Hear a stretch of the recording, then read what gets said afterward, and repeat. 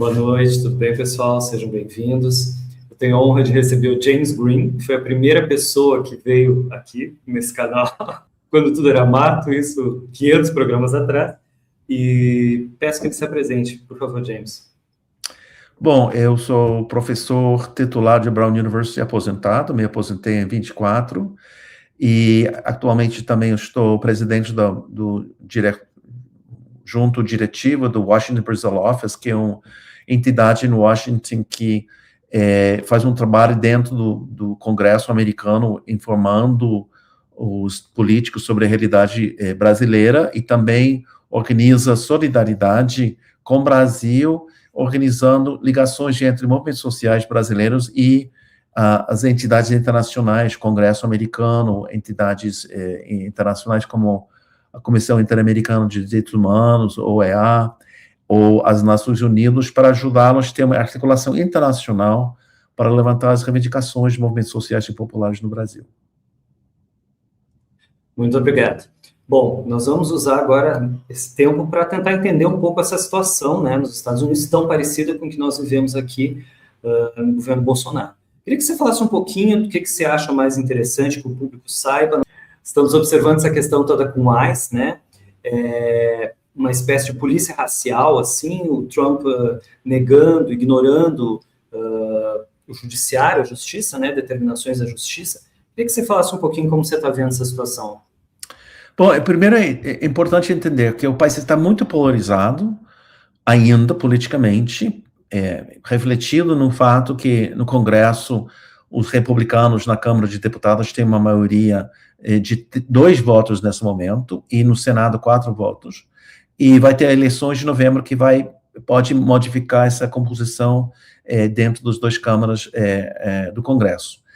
Porém, as pesquisas indicam que 60% da população está contra todas as políticas do governo atual e apenas 30% a 40% apoia as políticas do governo de Trump. Então, ele ganhou as eleições por 1,% da população, mesmo que ele ganhou maior votação no colégio eleitoral, pelo sistema americano esquisito do século XVIII, que cria essa maneira de selecionar os presidentes de uma maneira indireta.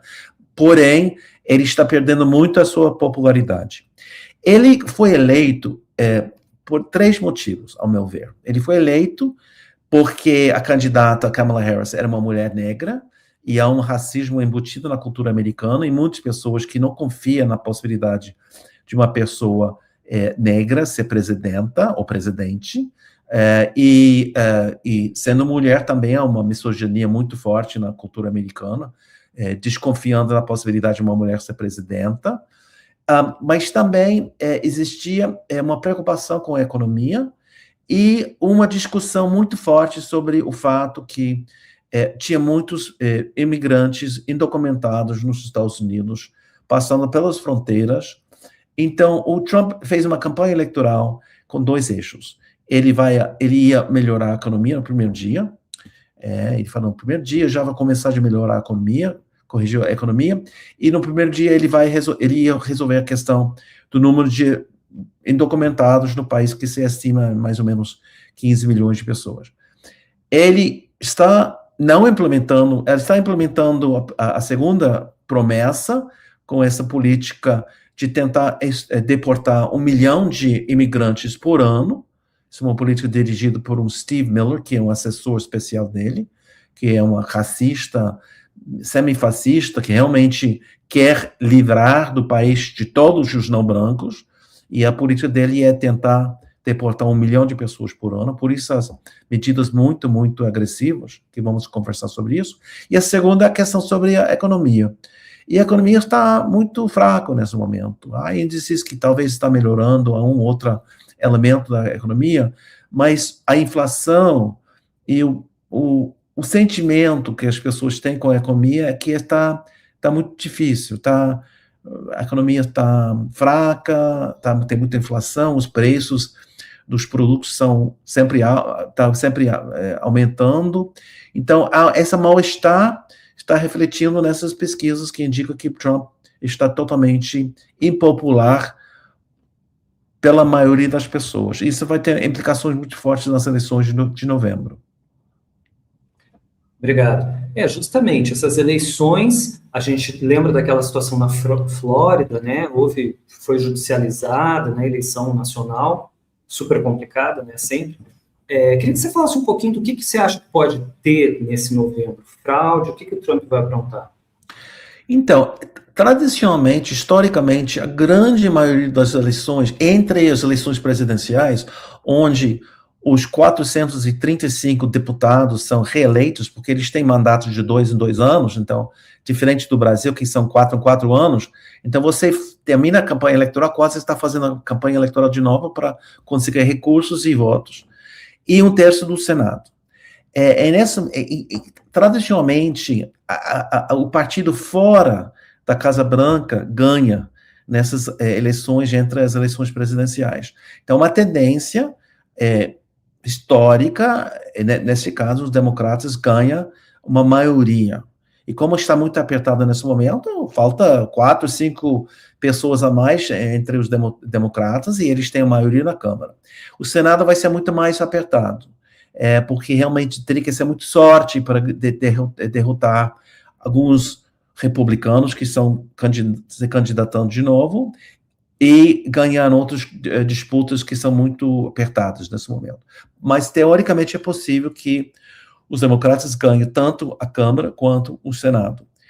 E agora, é uma possibilidade, e a grande maioria dos analistas estão prevendo uma lavagem, ou seja, os democratas vão ganhar com muitos votos, muitos deputados, muitos representantes, então eles podem realmente virar a relação de poder entre os republicanos e os democratas, onde nesse momento o Trump domina a Câmara, o Senado, a presidência, e tem uma maioria que tende a votar por ele no STF, o Corte Supremo americano.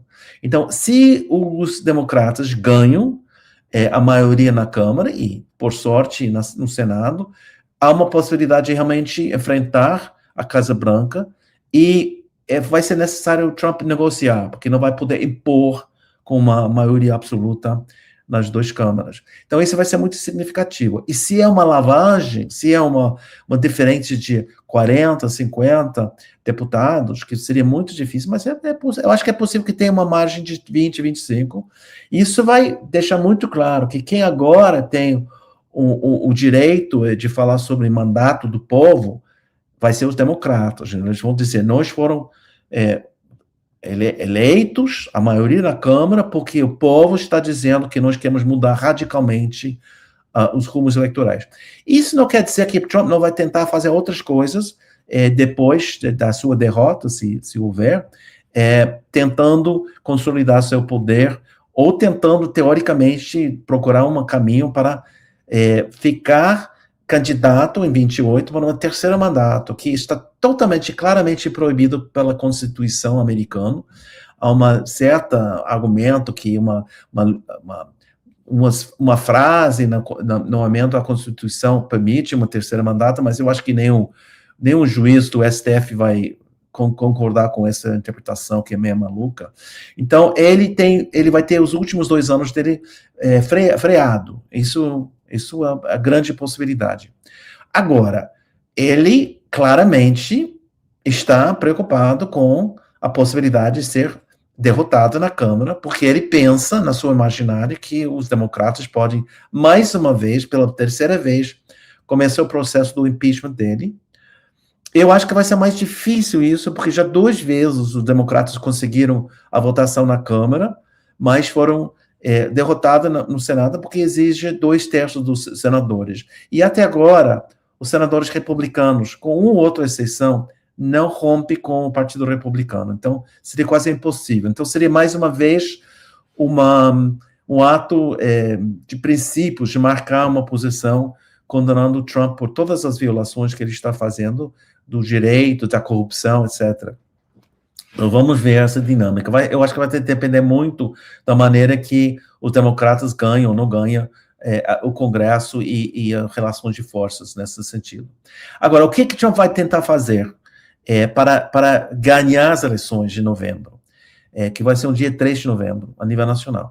Ele já está indicando o desconfiança, usando essa narrativa que ele usou em 24, dizendo que, desculpa, em 20, quando ele perdeu de Biden, que as eleições foram fraudulentas. E, se lembramos, foram 62 processos que foram considerados com juízes em todo o país, seja juízes democratas, republicanos, pessoas indicadas por Trump, pessoas indicadas por Obama, que declararam que não houve fraude, que não houve problemas nas eleições. Ele querendo insistir, porque ele acha que ainda, ele pensa que ele ganhou as eleições de 20, ele quer vingar, ele quer mostrar que ele ganhou, ele está chamando a intervenção do governo federal nas eleições, que é muito complicada. Por quê? Primeiro, a Constituição deixa claro que quem organiza e executa as eleições são os estados. Então, são 50 estados, 50 processos diferentes, cada um tem regras diferentes, procedimentos diferentes, mas, em geral, o poder está dentro dos estados. Agora, para ele reverter essa situação, ele está tentando modificar a tradição, ameaçando a possibilidade de mandar tropas do governo federal, do exército, para certos estados onde ele acha que vai haver fraude. E ele fala sobre cidades que são onde a maioria vota democrata e a grande maioria são prefeitos negros, que reflete o racismo dele, porque ele realmente é uma pessoa profundamente racista. Então, ele está tentando exagerar, ou estender, ou abusar o poder executivo nesse momento, para ver se ele consegue questionar os resultados. Porém, tem um problema muito grande. São, basicamente, o sistema americano, com esses 435 deputados, vota por distrito. Em geral, é uma disputa entre um democrata e um republicano. E na grande maioria dos distritos, você sabe quem vai ganhar. É um distrito conservador, os republicanos vão ganhar, é um distrito onde tradicionalmente sempre ganha um democrata. Então, são basicamente 35 distritos que são disputados, onde não se sabe quem vai ser os resultados. Estão espalhados em vários estados. Então, seria muito difícil ele fazer essas intervenções e argumentar, nesses 35 casos que houve fraude, quando, às vezes, isso pode complicar a possibilidade de ele ganhar uma maioria. Porque se ele faz uma intervenção no distrito onde tem um republicano disputando um democrata, ele pode entrar e não encontrar fraude e o republicano pode ser prejudicado com isso. Então, ele está ameaçando isso. Ele já tentou manipular o sistema eleitoral por outras questões, mas eu vou deixar você me fazer uma pergunta que eu estou falando muito. Bom, queria voltar um pouquinho, né, no tempo. Você lembra do Vietnã, dessa época do Nixon, né? Lei e ordem. Remete um pouco a esse imaginário, né? Mas, ao mesmo tempo, a gente está vendo essa reação muito bonita do povo americano, do povo norte-americano, né? As pessoas indignadas, né? Se envolvendo com um problema, entre aspas, que não é dela, né? Mas pode ser. Então, eu queria que você falasse um pouquinho o que você acha que pegou, por que o povo norte-americano realmente tomou como uma coisa pessoal? Então, quando Trump começou a campanha contra os imigrantes, durante a campanha eleitoral de 24, ele argumentou, a maioria, ele já fala isso em 15, quando ele se lançou a primeira vez para presidente, ele falou que a maioria dos imigrantes são assassinos e estupradores. Então, a gente tem que tirar esses criminosos do país. A gente tem que fechar nossa fronteira entre México e os Estados Unidos. E a maioria das pessoas já acha que é justo que o país controle as fronteiras e garante que as pessoas não entrem ilegalmente no país. E está contra criminosos que não são cidadãos para ser no país. Então, eles apoiaram esse discurso. Vamos expulsar os criminosos, os membros dos gangues e tudo isso para manter o país mais tranquilo. Porém, talvez 1 a 2% dos trabalhadores imigrantes que estão nos Estados Unidos foram condenados de crimes, como crimes de violação, de matar as pessoas. A grande maioria já estão na prisão, e quando eles cumprem a sua pena na prisão, eles são, em geral, imediatamente deportados. Então, isso não é uma questão que normalmente acontece ao longo dos anos, quando uma pessoa indocumentada é preso e condenado, e passa um tempo na prisão, ele é deportado. Então, a política do governo de Trump como falei antes, é deportar 1 milhão de pessoas por ano. Então, para fazer isso, você tem que entrar numa cidade, pegar qualquer pessoa indocumentado e dar um pretexto para prendê-los e deportá-los imediatamente. E isso que eles estão fazendo. E quando eles começaram isso em Los Angeles, houve uma resistência muito forte, e o governo tentou mandou a Guarda Nacional fazer uma intervenção, e a entidade ICE, que é Imigração e Controle da Alfândega, mandaram essas pessoas para controlar a situação, argumentando que pessoas protestando contra a intervenção do ICE, pegando pessoas, estavam causando distúrbios, e ameaçava a possibilidade de utilizar uma lei de 1794, 95, justificando o poder presidencial se houver uma insurreição. Mas ele acabou não chamando isso. Depois eles entraram na mesma situação em Chicago e escolheram o Minnesota. Por que escolheram Minnesota? Minnesota tem uma porcentagem muito baixa de trabalhadores imigrantes, que a maioria estão fazendo coisas tipo trabalhando em fazendas. Tem muitas fazendas nesse estado de produtos de leite, de queijo. Então tem muitos trabalhadores mexicanos, centro-americanos que ajudam os fazendeiros a fazer esse trabalho, porque os filhos dos fazendeiros que foram para a universidade não querem voltar e trabalhar na fazenda. Então o dono da fazenda tem que contratar pessoas para ajudar, e pessoas que trabalhando nos empregos nas cidades onde os americanos cidadãos não querem trabalhar, lavando louça num restaurante, servindo, fazendo os trabalhos mais pesados. Então, eles escolheram um estado que tinha poucos imigrantes indocumentados, era um estado que votou 3 vezes contra o Trump, e o governador era um candidato para vice-presidente contra Trump nas últimas eleições, contra J.D. Vance, que foi o candidato do Trump para vice-presidente, Tim Walz. Então, eles entraram e começaram, chegaram 3 mil participantes do ICE, com máscaras, com equipamento do exército, como se fosse uma invasão de outro país, uma guerra civil, uma guerra, e assustaram as pessoas. Então, as pessoas começaram a organizar contra isso.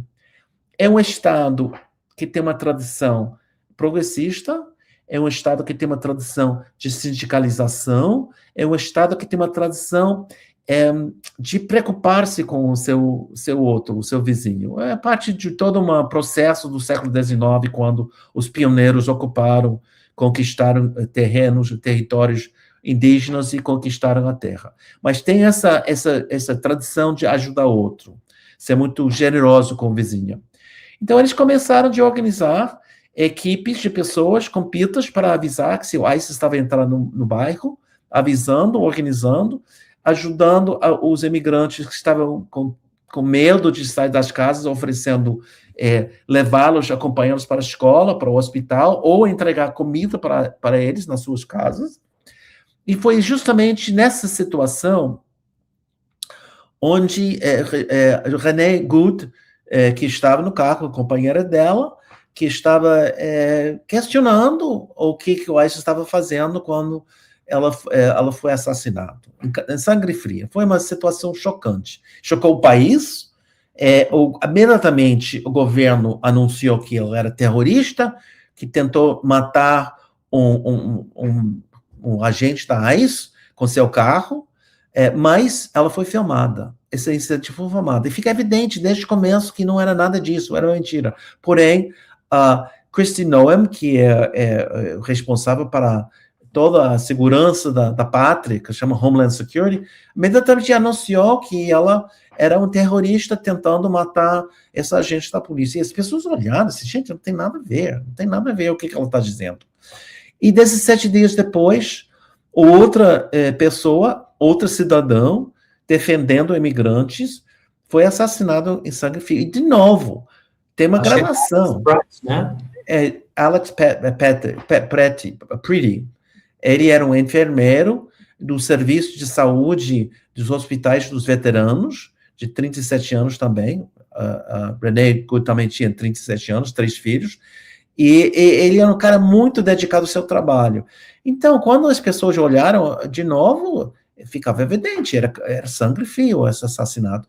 E, de novo, o governo mentindo, dizendo que o cara tirou contra. Ele tinha uma arma, ele tinha direito de ter uma arma, mas estava guardado a arma. Estava guardado e não estava atirando a ninguém, não estava nem ameaçando a arma. Estava, na verdade, ajudando uma mulher que eles empurraram, que estava no chão, e os agentes da ICE deu em cima dele, e ele tentou se defender, foi colocado no chão e tiraram 10 tiras na costa dele para matá-los.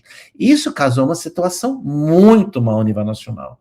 Foi chocante e criou uma situação onde a mobilização foi tão grande que agora o governo anunciou que vão retirar os 3 mil agentes da ICE de Minnesota, porque já terminaram a sua missão lá. Ou seja, foram expulsos pela pressão local e nacional e as mentiras do governo. Então, fica evidente. Então, essa opinião popular de 60%, 70% das pessoas está contra essa medida do governo. Então, o Trump, em vez de tentar ser mais brando, mais razoável, ele está mobilizando, mantendo uma posição muito radical para garantir que a sua base mantenha a fidelidade a ele. E eu acho que é um grande erro que está fazendo em termos da questão eleitoral. Sem falar sobre a maneira desumana que ele está tratando as pessoas. Então, essa solidariedade me lembra muito. Você fala sobre a guerra contra Nixon, o movimento contra a guerra de Vietnã, que eu participei quando eu tinha 15, 16 anos, nos Estados Unidos.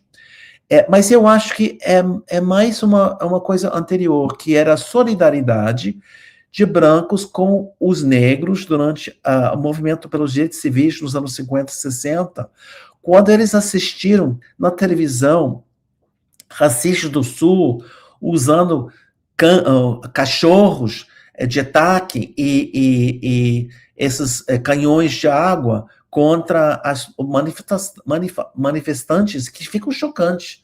E realmente essas imagens politizou o país e criou muita solidariedade, empatia e o fato que tudo isso leva a uma vitória do movimento e legislação protegendo os direitos civis dos negros. Então era uma solidariedade, uma empatia com o outro que rompia o racismo embutido na cultura americana, como está acontecendo de novo. Me emociona falando contigo agora, honestamente, porque quando eu morei no Brasil de 76 a 81, 82, quando eu voltei para os Estados Unidos, eu morei 7 anos em Los Angeles e fiz um trabalho entre os imigrantes centro-americanos e mexicanos. E nunca vi o tipo de solidariedade, empatia que os americanos têm nesse momento com os imigrantes. E isso também, para mim, é uma indicação que vai ser uma grande derrota de Trump nas eleições em novembro. As pessoas estão mobilizadas, estão furiosos, querem fazer alguma coisa, e eles vão fazer coisas agora, e em defesa da próxima cidade que vai sofrer agressão do ICE, e eu acho que eles também vão fazer a questão de ir às urnas em novembro e derrotar Trump. Graças, Bad Bunny. Essa é outra questão. Bad Bunny é outro assunto que é maravilhoso para falar sobre isso.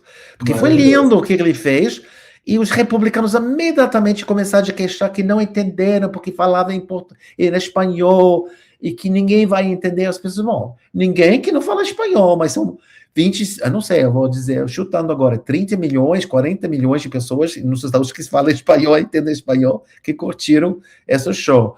Então, mais uma vez, os republicanos, em vez de tentar expandir sua base de apoio, está limitando essa base de apoio, com esses discursos racistas, como o vídeo que o Trump postou essa semana, horrível, uma imagem do Lion King, era todo do Lion King, não sei o quê, mas inventaram 2 personagens, 2 macacas e colocaram a imagem da cabeça de Trump e Michelle Obama e Barack Obama, e postou e recusou de dizer que foi um erro. Que não, ele achava perfeito, porque é um cara profundamente racista, sempre foi, fica evidente, e ele está menos descarado agora, ele assume isso mais agora. Que, de novo, ele nas últimas eleições ganhou certa popularidade entre negros, homens negros. Só que as pesquisas indicam que perdeu toda essa certa movimento a favor dele, que ele conseguiu nas últimas eleições, as pessoas, a juventude também, que havia uma certa tendência a votar um pouco mais nele, perdeu toda essa base que ele conquistou nas últimas eleições. Ele mexe muito com a questão de que vão roubar teu emprego, né? Aquele velho truque, né? De transformar a luta de classe numa luta de raça. Embora eu não me lembro em que estado, eu li isso ontem, que é um estado onde era obrigatório a pessoas desempregadas de oferecer empregos, e um dos empregos é um trabalho de campo. E ninguém, acho que 300 pessoas aceitaram esse emprego. Porque o que faz os imigrantes centro-americanos mexicanos? Eles fazem um trabalho mais pesado que hoje em dia nem as pessoas que historicamente no passado faziam esse trabalho, como muitos negros trabalhavam no sul, no campo, eles recusaram, porque é um trabalho horrível. Quem pode ter outras opções não vão optar por isso. As pessoas imigrantes que têm famílias para sustentar e talvez dinheiro para mandar para suas famílias na América Central, América Latina ou em Filipinas, eles já aceitam fazer esse trabalho porque não tem alternativa, como as pessoas que fazem trabalho de salário mínimo no Brasil porque não tem outra alternativa. Mas quem pode não fazer o trabalho de salário mínimo, não faz, porque imagina, você vai trabalhar duro e ganha muito pouco. Tem um livro que eu gosto muito do George Packer, que é Desagregação, né? E aí vai mostrando toda a corrosão que o neoliberalismo fez na educação, né? E como isso levou também à eleição do Trump, né? Esse livro é anterior, né? Um ano ou dois antes da eleição. Mas vamos conversar um pouquinho sobre a América Latina, porque você pesquisa os golpes na América Latina, né?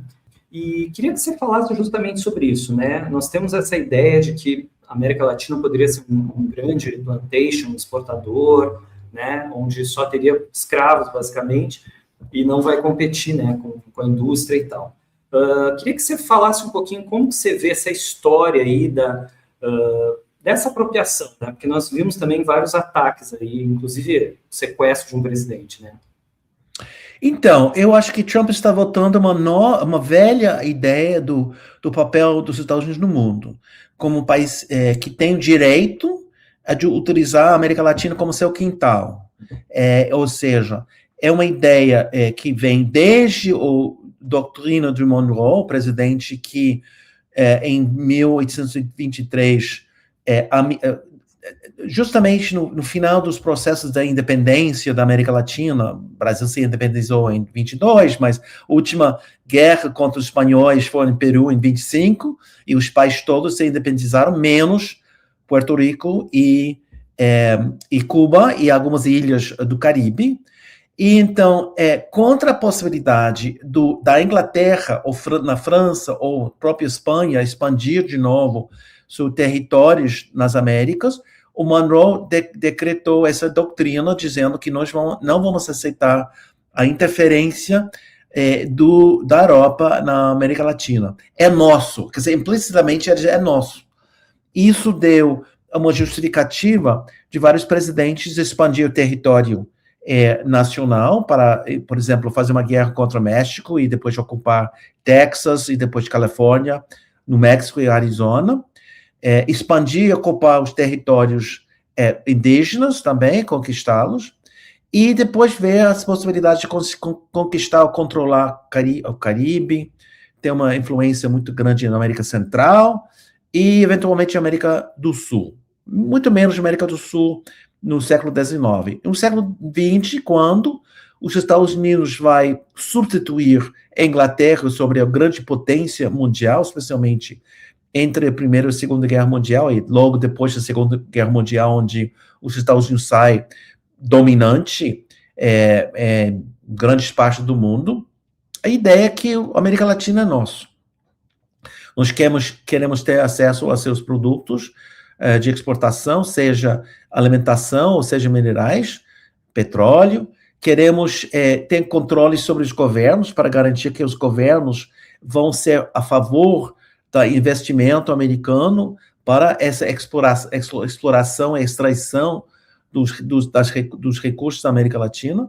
Então, se for necessário, eles organizaram golpes de Estado, como em Guatemala, em 54, no Brasil, em 64, quando eles apoiaram os militares que fizeram golpe de Estado, e outros lugares para garantir que setores da elite da América Latina, em colaboração com os americanos, mantiveram um tipo de ordem social que permitia essa dominação das Américas, com colaboração, isso é muito importante ressaltar, com colaboração dos seus parceiros da América Latina.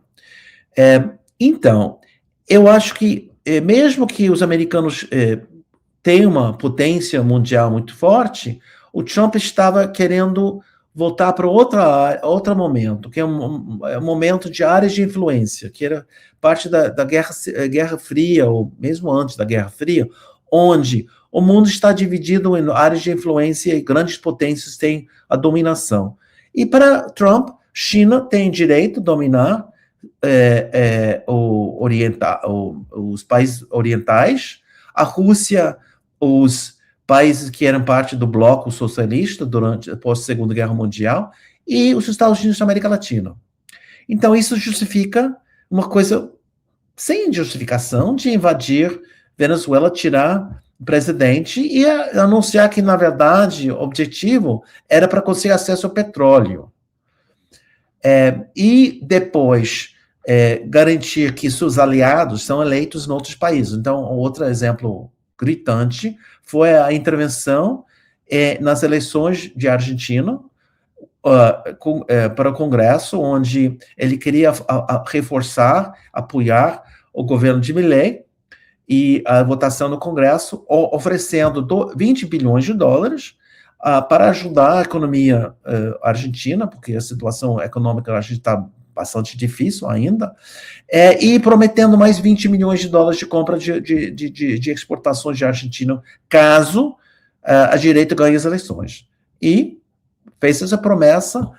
Meus amigos de Argentina, analistas, acham que houve uma influência, não era determinante, mas era um elemento nos resultados eleitorais. Ele fez a mesma coisa em Honduras, onde ele tinha um candidato que ele queria apoiar, e então ele deixou muito claro que foi o candidato dele. E eu acho que ele está muito interessado, e vamos ver, uma tentativa de uma interferência nas eleições no Brasil este ano. É mais complexo, porque o governo de Lula está sendo muito inteligente com os americanos. Lula, que é uma pessoa muito carismática, sabe aliciar ou seduzir um pouco o Trump. E Trump nesse sentido, uma pessoa com um ego muito frágil, então ele gosta quando as pessoas gostam dele, porque ele se sente muito vazio internamente, então quando as pessoas indicam que gostam dele, ele fica muito satisfeito.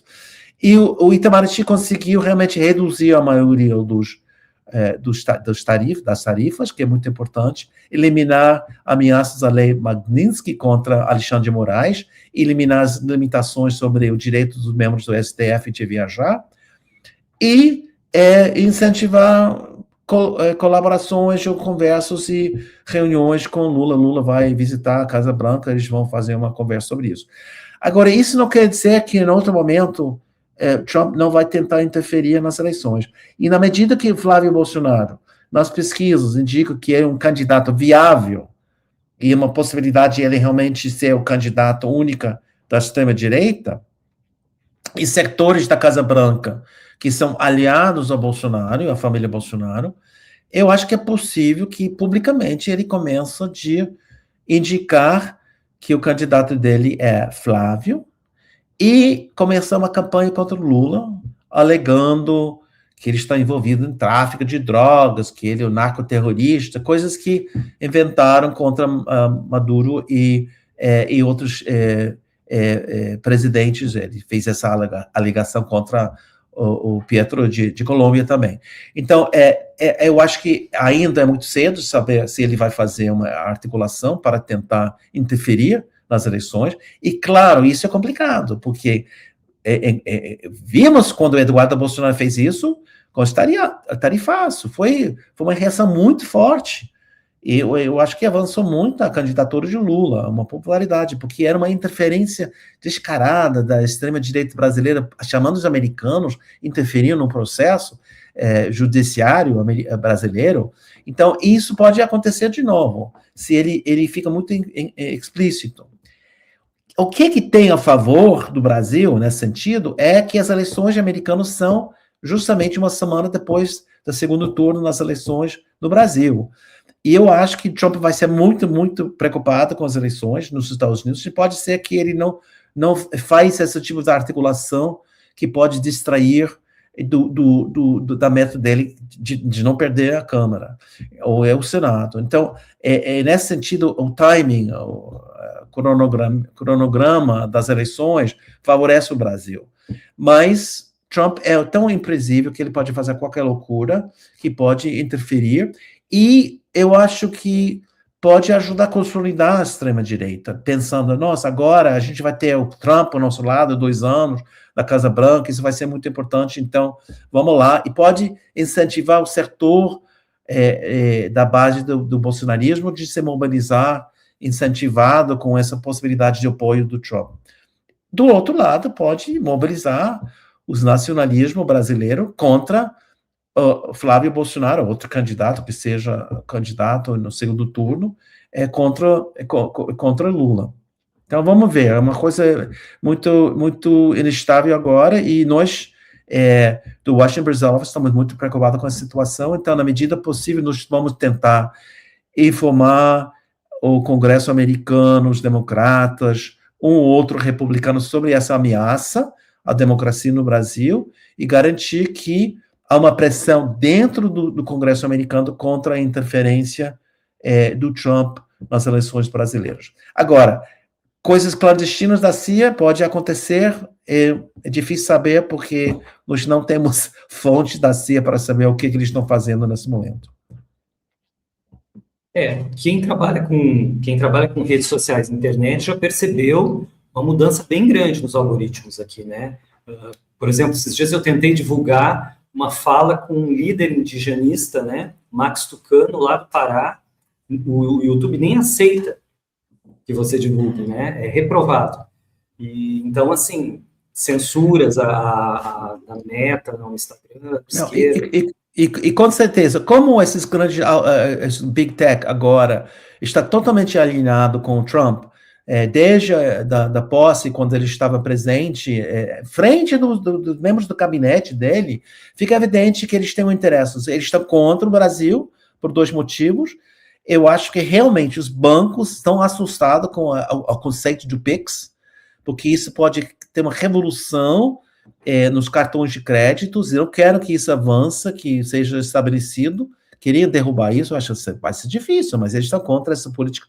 Eles não querem nenhum controle sobre o internet, que o Brasil está parte de toda uma articulação internacional para controle da internet contra fake news e essa utilização. Então, exatamente, essas coisas clandestinas ou não aparentes que eles podem fazer para manipular a opinião popular, incentivar fake news e ajudar a extrema-direita. Eu estou preocupado por uma questão. Como eu não moro no Brasil, e eu quando vou para o Brasil, eu vivo na bolha dos meus amigos, que todos são progressistas da esquerda, então eu não tenho muito contato com pessoas da extrema-direita, eu não tenho rede familiar, eu não tenho primos que são apoiadores de Bolsonaro. Então, para mim é difícil medir o sentimento. A única capacidade que eu tenho é através... Antes eram os motoristas de táxi, hoje em dia os motoristas de Uber, e eu fiquei muito assustado, última vez quando estava no Brasil, em novembro, de ouvir 3 motoristas de Uber falando sobre o fato que Lula é narcotraficante. Assim, como que narcotraficante? Não, ele está envolvido com PCC. Então, essas são coisas que me parece, eu não acompanho a extrema-direita no internet, mas me parece que estão circulando essas coisas, rumores, e eles podem expandir. Quando na eleição de Haddad, em 18, Eu fiquei apavorado quando depois, eu perguntando para as pessoas, de novo, a minha fonte são esses motoristas de Uber, é sobre a mamadeira de piroca, e eles acreditaram nisso. A gente, não é possível que você acredite. O senhor realmente acredita? Sim, senhor. Foi assim. Haddad fez isso. Milhares de creches em São Paulo receberam, e por isso nós temos muitos homossexuais no Brasil. Quer dizer, essa incapacidade das pessoas distinguir entre a realidade e mentira aumenta. E, claro, o Meta e outros meios de comunicação pode aumentar isso também. Então, é um perigo muito grande nas eleições brasileiros e americanos. Ontem eu estava no mercado aqui no meu bairro e eu vi um cara falando assim, mas pelo menos o Bolsonaro não é corrupto. Mesmo discurso de 2018, ou seja, como se nada tivesse acontecido, né? Inclusive matar pessoas porque não quis comprar vacina. Não, exatamente. Esse tipo de conceito. As pessoas. Eu vivo numa bolha, eu admito isso, mas eles também vivem numa bolha, recebem informação. Um dia eu estava no. Isso foi em 22, em 22, quando estava no Brasil, passei 6 meses no Brasil, e eu fiquei impressionado, porque um dia. Estava viajando muito um dia por um lugar para outro lugar dentro de São Paulo, e todos os motoristas falaram a mesma coisa. Eu entrava, olha, eu sou americano, não entendo muito bem a situação aqui, vai ter eleições, quem vai ser eleito presidente? Então eles começaram a falar. E todo mundo falava a mesma coisa. Gente, eu até brinquei, o senhor tem uma reunião pela manhã entre os motoristas de Uber para combinar o que o senhor vai falar? Porque o senhor está repetindo exatamente o que repetiu outra pessoa faz meia hora. E depois cai a ficha. Era Jovem Pan. Que todo mundo estava vindo Jovem Pan durante o dia, no carro, trabalhando 14 horas por dia, sendo explorado pelo Uber, e ouvindo a mesma coisa repetindo. Então, era uma coordenação informal, não é que eles tiveram uma reunião de manhã para fechar a linha do dia, mas porque eles estavam ouvindo repetindo isso. Então, esses são os perigos da democracia. E os grupos de WhatsApp recebem os vídeos do Eduardo Bolsonaro direto dos Estados Unidos, né? Então, são os grupos de aplicativo, eles estão falando contra a CLT, contra as universidades, tudo isso é coisa do demônio, né? Mas vamos voltar um pouquinho dos Estados Unidos, né? Para tirar daqui da minha.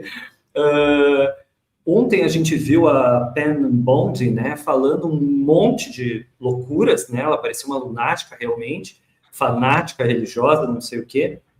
Então, assim, foi muito assustador vendo a Procuradora-Geral dos Estados Unidos espionando, né, os democratas, quando eles viram os documentos, né, não censurados, ela tinha os números que eles viram, né, os números dos documentos que os congressistas tiveram acesso. Então, uma espionagem, uma interferência entre os poderes, né, o judiciário interferindo no Congresso e tal. Vamos falar um pouquinho se você tem informações sobre o judiciário, porque também muitos juízes se pronunciaram, né, tiveram sentenças contra, como teve aquela questão que foi investigado 6 de janeiro no Capitólio, muitas pessoas, 450 pessoas foram presas, né, inclusive o líder do Proud Boys, né, com 22 anos de prisão, e que no fim a justiça não segurou, né, o Trump foi eleito. Ou seja, ele, porque infelizmente ele tem o direito a perdão, ele fez perdão a todo mundo, e é muito irônico. O próprio Pat Bundy está dizendo que as pessoas de Minnesota agora estão violentos, agredindo a polícia, e vocês? E as pessoas que invadiram o Capitólio, que o presidente não anistia para todo mundo. Como que fica essa situação, essa hipocrisia? Então, é o elemento que está referindo, é sobre os arquivos do Epstein, o cara que participou na violação, na assédio sexual de menores e outras mulheres jovens, e fornecia essas mulheres para seus amigos. E ao longo dos anos, pessoas poderosas aproveitaram dessas oportunidades, tanto na ilha dele privada que ele tem no Caribe, quanto na casa dele em Flórida e em Nova York. Então, houve uma denúncia há muitos anos, investigação em Flórida, ele foi condenado a 14 meses de prisão, mas ele conseguiu um tipo de prisão domiciliar, e durante esse momento domiciliar, ele ainda manteve essa rede de possibilidades de conseguir ter relações sexuais inapropriadas com menores e jovens mulheres, mesmo quando estava condenado e sobre a supervisão do judiciário. E depois, anos depois, houve outras denúncias, ele foi processado de novo, indiciado, ele se suicidou, ou foi morto, um debate sobre isso, e somente a sua ex-companheira e amiga, Ghislaine Maxwell, foi condenada a 20 anos de prisão. Essa questão foi...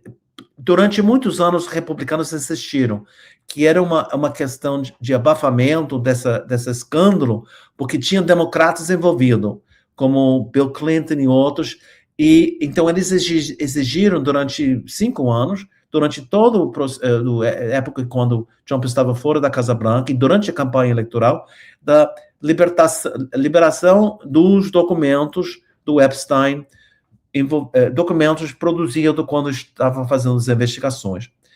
E, de repente, Elon Musk fez uma declaração quando ele brigou com o Trump em junho do ano passado, quando ele sai do seu trabalho no governo, destruindo o governo americano e os programas de bem-estar. Ele falou, toma cuidado, porque Trump está nos arquivos de Epstein. E nós descobrimos que essa Pat Bundy tinha investigado o conteúdo dos documentos e descobriram que ele aparecia muitas vezes nos documentos.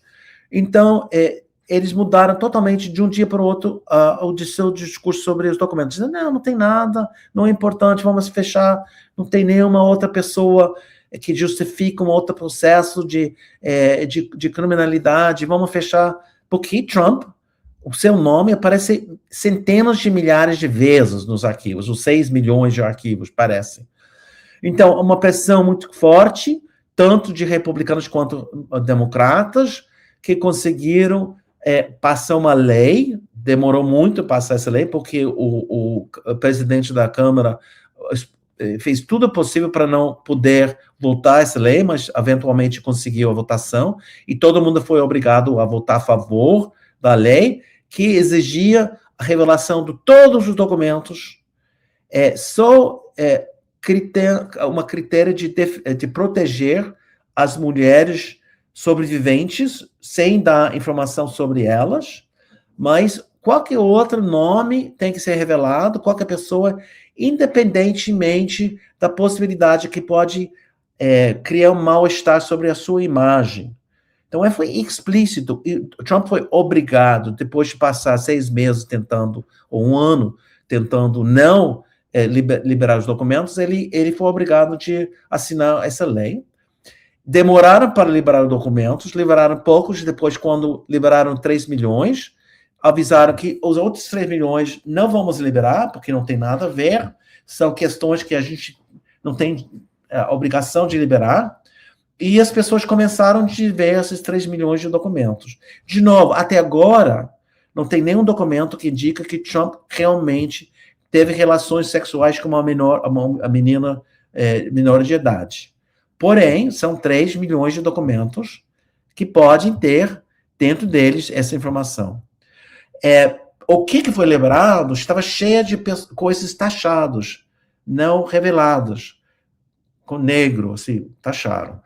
E o Congresso falou, não, a obrigação era você revelar tudo. Então, eles disseram, tudo bem, vocês podem ir para o Departamento de Justiça, vamos oferecer 4 computadores, só você pode ir lá, você não pode levar iPhone, não pode levar gravação, não pode levar papel, você pode olhar. Então, os deputados começaram segunda-feira de entrar para ver, justamente, como você falou, o Departamento de Justiça acompanhou e registrou quais foram os documentos que eles revelaram para preparar a Pat Bundy para, na sua CPI, a sua interrogatório com a Câmara de Deputados, poder responder e acusar os deputados fazendo a sabatina. E estava, como você falou, vigilando o direito dos congressistas. Eles estão furiosos, eles estão tentando fazer um procedimento onde um juiz vai declarar a obrigação de não fazer isso e liberar os outros 3 milhões de documentos, e eu acho que eles vão conseguir isso. Agora, o grande perigo é que eles vão destruir os documentos que têm informação indicando que talvez Trump fosse envolvido em algum crime ou não. É difícil saber se eles vão conseguir fazer isso, se eles vão fazer isso. Mas eu acho que essa questão que Trump está sempre dizendo, vamos acabar com essa questão, vamos esquecer dessa questão, não vão ser esquecidos, pelo fato que claramente o governo está tentando encobrir a informação sobre isso. E isso pode, eu acho que essa questão vai ser levada adiante porque as mulheres, as vítimas, as pessoas sobreviventes que estão abertos a contar as suas histórias não querem desistir agora. Eles querem justiça, eles se sentem totalmente violados pelo governo atual, pelo fato de que o governo atual não está querendo nem sequer ter uma reunião com elas e não querem procurar outros criminosos que participaram nessa rede. E o problema que as mulheres têm é que se elas fazem uma acusação contra uma pessoa publicamente, essa pessoa pode fazer um processo contra elas de milhões de dólares e nenhuma delas tem a capacidade de se defender contra isso. Então, estamos esperando a possibilidade, nesse momento, que deputados que vão pegar essa informação dos documentos não revelados, com os nomes de homens que foram envolvidos taxados, e levá-lo para a Câmara de Deputados e falar onde eles têm uma proteção dentro do Congresso de falar qualquer coisa. Então, eles não podem ser processados se eles acusam um fulano de ter sido envolvido numa assédio sexual, uma violação, uma relação sexual com uma menor de idade. Então, isso pode criar uma outra situação dentro dos Estados Unidos que está sendo reverberando em todo mundo. Veja só a questão do ex-príncipe Andrew, que ele perdeu até a mordomia do palácio onde ele morava. Foi expulso a semana passada, porque o irmão ficou tão ameaçado com esse escândalo que queriam afastar totalmente o irmão, que em outro momento era segundo para ser rei do país, depois da morte da mãe. Depois houve outros herdeiros que estão na linha de sucessão. Então, é uma crise dentro da Inglaterra, entre Noruega, entre Suécia e outros países. É norueguês, eu acho que é norueguês, exatamente. Mas nos Estados Unidos, tem um cara que era o ministro de Comércio, que um tempo atrás negou que teve um contato, ele era vizinho de Trump, ele falou do Epstein em Nova York, entrou na casa, viu que tinha uma mesa de massagem, ele entendeu que era para fazer sexo, ele achava muito horrível, ele e a mulher dele saiu, ele falou, nunca mais falei com ela em situação nenhuma. E foi revelado essa semana que o cara estava com o seu barco particular no Caribe, perto da ilha, e falou, olha, vamos almoçar com vocês na sua ilha? Eu tenho aqui minha família, tem outra família que tem os babás, as crianças, podemos chegar lá, e foi lá. Isso foi em 14, 15, isso é outra época, quando já era muito revelado que Epstein era criminoso, que tinha sido condenado. Então, ele mentiu, não passou nada, Trump defende ele não caiu. Então, isso é a grande crise do governo de Trump, que ele não recua. Ele tem muito difícil recuar. Quando ele recua, ele diz que não está recuando, está avançando. Porque ele não quer mostrar nunca que ele é fraco, que ele perde qualquer coisa. Então, o fato que ele recusa fazer isso cria uma tensão maior, porque vão revelando mais pessoas do governo dele envolvidas nessas questões, as pessoas não vão renunciar, então vai ficar mais queimado. E é um setor do Partido Republicano se afastando de Trump, porque acreditaram durante anos que era necessário revelar esses documentos, e estão ficando cada vez mais revoltados com a possibilidade que Trump em si talvez fosse envolvido, ou pelo menos está querendo encobrir os seus amigos que foram responsáveis para essas atividades revoltantes, amigos de Epstein. A gente ainda está tentando entender a complexidade da coisa, né? Bom, foi lindo também ver os congressistas, né, como a Jayapal, acabando com eles, né? Bom, vamos falar um pouquinho do governo Trump removendo a bandeira LGBT do monumento de Stonewall, lá em Nova York, uma coisa, né, uma homenagem à revolta de 1969. Fala um pouquinho o que isso significa, porque o que a gente está vendo é meio americanos seriam os héteros, brancos, cristãos.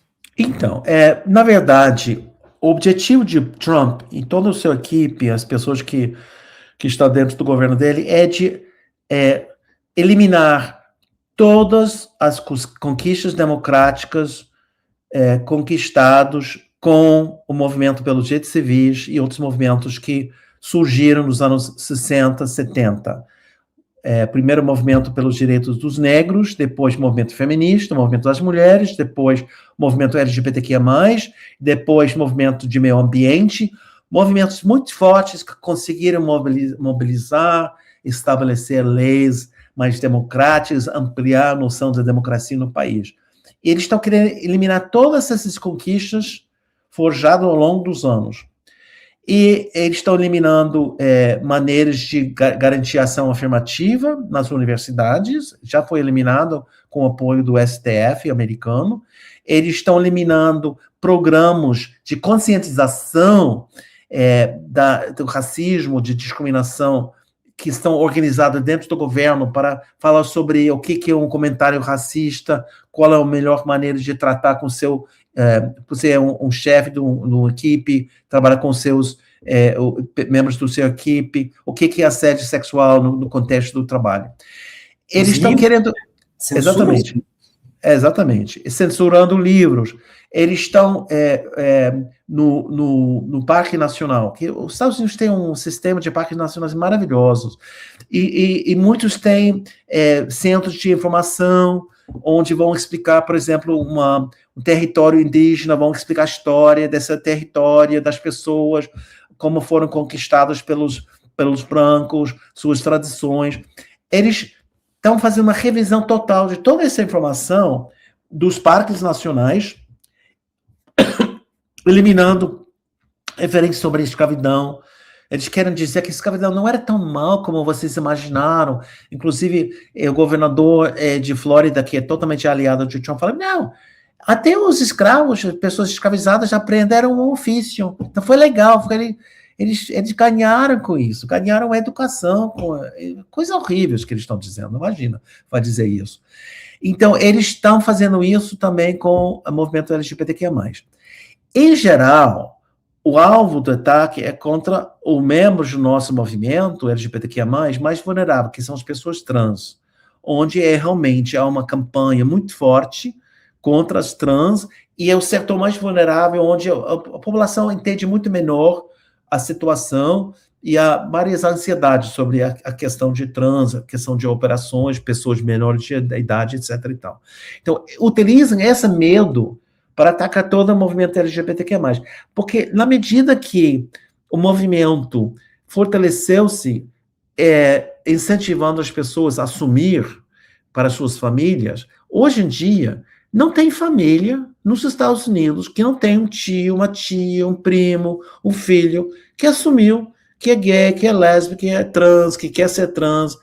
Ou seja, há uma amplitude dessa realidade que cria uma situação de muito maior tolerância. Tá difícil. Então, em geral, ele não estava atacando tanto as pessoas gays e lésbicas do movimento, e se enfocando nas trans e tentando eliminar qualquer conquista ou direito que elas e eles conquistaram. E agora ele está indo contra o ícone, que é o Stonewall, em Nova York, onde é um negócio, é um investimento, porque a parada gay, o turismo gay, lésbico, é enorme. Então, fazer isso é um absurdo que ele está fazendo. Isso faz parte de um setor da direita, extrema-direita, que queria reverter uma decisão do STF garantindo casamentos e outras garantias democráticas para as pessoas LGBTQIA+. Porque quando eles derrubaram uma decisão de 50 anos sobre o direito ao aborto, que foi baseada uma ideia de que o direito da privacidade estava implicitamente na Constituição, os dois ministros do STF americano declararam na sua declaração de voto contra o direito ao aborto, dizendo que esse direito à privacidade também estava sendo utilizado para justificar casamento de pessoas de mesmo sexo, e isso deve ser questionado também. Então, por enquanto, o STF recusou ouvir qualquer questão sobre esse assunto. Mas eu acho que isso é uma indicação, uma tentativa de ver se podemos já começar, qual vai ser a reação. É um balão de ensaio para ver exatamente qual seria a reação. A reação foi imediata, instalaram, e se tentaram retirar, eu acho que vai ser mobilizações massivas em frente desse monumento. Porque, na verdade, tem o bar Stonewall, que funciona e está cheio de pessoas todos os dias, e um parque em frente que é um monumento nacional. Foi decretado, e eles estão querendo modificar essa situação. Eu acho que não conseguem fazer isso. Eu acho que é um movimento muito forte, é muito mobilizado, e ninguém em Nova York quer eliminar os direitos LGBTQ+. Ou seja, pode ser uma minoria de 10% dos evangélicos e tal. É uma coisa tão parte da cultura que ninguém questiona nesse momento. Então, é muito difícil. Então, esse tipo de coisa é uma atividade que talvez ajuda sustentar a base dele, mas cria muitos inimigos. Isso é uma coisa, até os republicanos gays e lésbicas, que existe uma organização dentro do Partido Republicano, dificilmente vão poder justificar essa política. Então, é uma coisa, eu acho que sem muito sentido que ele está fazendo. A única coisa que eu consigo relacionar é essa obsessão da supremacia branca com a reprodução, né? Inclusive, o Epstein, nos arquivos, está parecendo que ele era obcecado por eugenia, né? Assim, mas sabe que é muito contraditório. Outro dia eu estava corrigindo alguém que usou a palavra escravos em vez de pessoas escravizados, que é uma nova terminologia que eu acho que é justo, porque indica que o escravo não é um estado de ser da pessoa, é uma coisa imposta na pessoa. E para humanizar a pessoa. Então, eu estava procurando argumentos para passar para essa pessoa, explicando, e eu coloquei no inteligência artificial a palavra pessoa escravizada, e diferente entre escravo e pessoa escravizada. Eu vi um item, eu vi que isso foi do site do Departamento do Interior dos Parques Nacionais, que até hoje, pelo menos ontem, estava ainda essa definição que a direita critica como politicamente correta, que eu acho super correta mesmo, e não foi limpado, não foi tirado. Então, eles estão fazendo isso de uma maneira não tão sistemática como a gente imagina. Então, ainda existe uma resistência, ou pessoas que, quando fizeram esse trabalho de revisão, resolveram não tirar essa frase, essa terminologia. Pode ser que amanhã outra pessoa vai retirá-los, mas então eu acho que também é para entender. Estamos caminhando para um autoritarismo, uma autocracia, ainda não chegamos, estamos na beira, está muito perigosa, mas há uma resistência muito forte. Então, não é que nós estamos sendo derrotados, não há resistência e não há possibilidade de reverter esse processo. James, para mim você sempre foi um símbolo dessa resistência democrática aí, inclusive, né, nos ajudou muito, né, durante o período do Bolsonaro, e espero que o Brasil Office aí siga trabalhando muito também pelo mundo todo. Vamos lá.